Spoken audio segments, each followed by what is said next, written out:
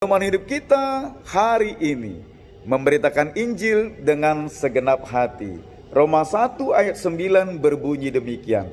Sebab Allah yang kulayani dengan segenap hatiku dalam pemberitaan Injil tentang anaknya adalah saksiku bahwa dalam doaku aku selalu mengingat kamu. Saudara-saudara yang kekasih, Injil adalah kabar baik tentang keselamatan di dalam Kristus. Kabar baik ini tidak boleh kita simpan di dalam diri kita sendiri, tapi harus kita bagikan. Seperti yang dilakukan oleh Paulus, dia dengan begitu semangat dan rela berkorban, meskipun banyak tantangan dan rintangan yang dia alami, tapi dia begitu semangat untuk memberitakan Injil. Untuk itu kita juga harus memberitakannya. Karena apa? Karena Injil itu adalah keselamatan dan harus dimiliki oleh setiap orang yang ada di tengah-tengah dunia ini. Yang pertama, memberitakan Injil dimulai dari hati yang bersyukur.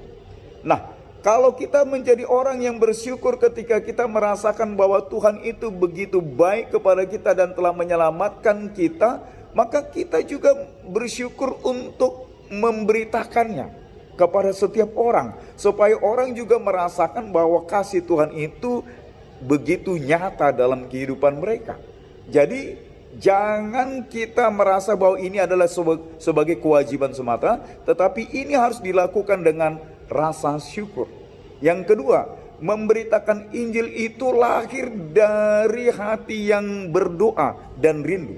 Nah, kalau kita mau memberitakan Injil, berdoa dulu dan nyatakan kerinduanmu kepada Tuhan, bahwa engkau rindu untuk memberitakan Injil, sama seperti yang dilakukan oleh Paulus. Dia rindu untuk memberitakan Injil kepada jemaat di Roma.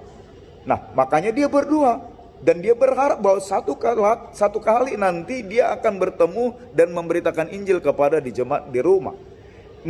Yang ketiga, memberitakan Injil harus dengan kesungguhan dan rasa tanggung jawab.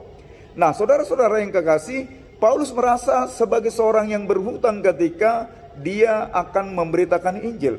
Itu hutangnya. Dan oleh sebab itu dia melakukannya dengan penuh tanggung jawab. Karena itu adalah tugas yang telah dia terima daripada Tuhan. Dan kalau tidak dilaksanakan, itu adalah hutangnya.